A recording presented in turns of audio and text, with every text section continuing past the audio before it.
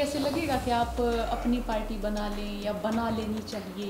अच्छा सर, उचाना में अगर हम ये माने कि वहाँ से दुष्यंत चौटाला ही चुनाव लड़ ले मान लें, तो फिर आप जो है पार्टी से अलग होके चुनाव लड़ सकते हैं। हमारे को कांग्रेस ने निकाल दिया था तो तिवाड़ी कांग्रेस से लड़े, जीत गए हम।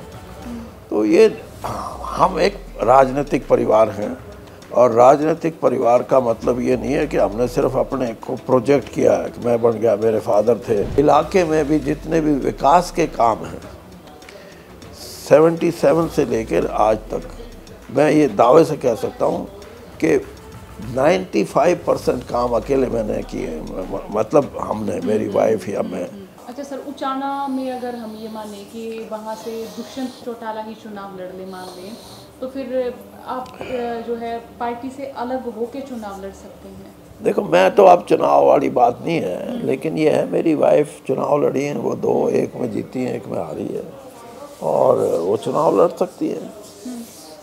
तो चाहे वो जेजेपी से तो मुश्किल है फिलहाल, तो बीजेपी से अगर नहीं मिली टिकट तो? नहीं, अब भाई देखो, मैं 5 बार MLA रहा, 5 बार मैं 4 बार कांग्रेस से रहा, 1 बार तिवाड़ी कांग्रेस से भी रहा हूँ। हमारे को कांग्रेस ने निकाल दिया था तो तिवाड़ी कांग्रेस से लड़े, जीत गए हम। तो ये हम एक राजनीतिक परिवार हैं और राजनीतिक परिवार का मतलब ये नहीं है कि हमने सिर्फ अपने को प्रोजेक्ट किया है कि मैं बन गया, मेरे फादर थे। हमने सामाजिक रूप से अपनी एक जगह बनाई है कि भाई ये आदमी ठीक है, पॉलिटिकल सिस्टम में इनके ऊपर कोई उंगली नहीं उठाता, कोई दाग नहीं है, कोई भ्रष्टाचार का आरोप नहीं है, किसी से ज्यादती नहीं की, किसी के ऊपर जुल्म नहीं किया, और इलाके में भी जितने भी विकास के काम हैं 77 से लेकर आज तक, मैं ये दावे से कह सकता हूँ कि 95% काम अकेले मैंने किए, मतलब हमने, मेरी वाइफ या मैं।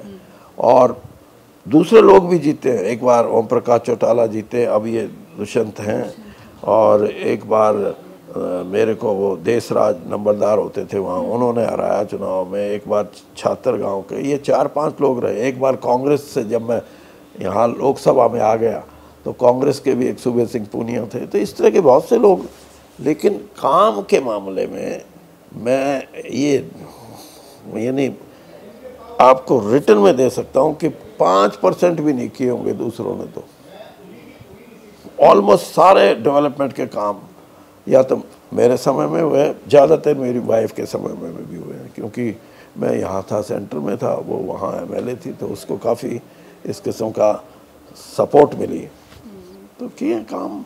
और यही हमारी सबसे बड़ी संतुष्टि है कि हमने काम किए और लोग अब इस बात को मानते भी हैं। बाकी ये है कि पॉलिटिकल सिस्टम में कई जगह लोग अभी भी दे आर स्टिल, मतलब मैं ये नहीं कहूँगा बैकवर्ड हैं, लेकिन इनोसेंट हैं, दे डोंट अंडरस्टैंड पॉलिटिक्स। अब आपने जैसे कहा भूपेंद्र सिंह हुड्डा रोहतक में पकड़ बना ली, भूपेंद्र सिंह हुड्डा की पकड़ नहीं है वो पकड़ ये है रोहतक वालों को कि यार हो सकता है ये फिर बन जाए, तो इसलिए इसको मजबूती दो। हमारे यहाँ अभी उतनी मैच्योरिटी पॉलिटिकल थिंकिंग की इट इज़ स्टिल नीडेड, तो ये फ़र्क हो जाता है। अच्छा सर, कभी ऐसे लगेगा कि आप अपनी पार्टी बना लें या बना लेनी चाहिए? नहीं, अब कोई मेरी पार्टी बनाने का या बनने की कोई बात नहीं। बाकी राजनीति है, इसमें पता नहीं किस टाइम क्या करना पड़े। और ये कभी आप सोचते हैं कि अकेले बैठ के इंसान सोचता है कि राजनीति से रिटायरमेंट कब लूँगा? रिटायरमेंट कुछ नहीं होती। बाकी ये है कि आप मैं ये समझता हूँ कि पॉलिटिकली आपको एक्टिव रहना चाहिए। अब मैं चुनाव ना भी लड़ूँ, अगर मैं पॉलिटिकली एक्टिव हूँ तो कम से कम यानी 2-3 चीज़ों का मेरे को फ़ायदा रहेगा। एक तो हेल्थ वाइज मूवमेंट रहे, आए गए, लोगों से मिले, बिज़ी, अपने आप को बिज़ी रखोगे तो ज़्यादा लंबा ज़िंदगी जियोगे। बिल्कुल आइसोलेट कर दोगे तो वो भी अच्छा नहीं। अब मैंने तो की पॉलिटिक्स और कुछ किया ही नहीं सारी ज़िंदगी में, इसलिए अब और दूसरी चीज़ मैं क्या करूँ। तो हैं ऐसी चीज़ें, कोई रिटायरमेंट की और उसकी कोई बात है नहीं। अच्छा है, और जितना बिज़ी रखोगे उतना ही फ़ायदा आपको। सर बहुत बहुत शुक्रिया हमें इतना समय देने के लिए।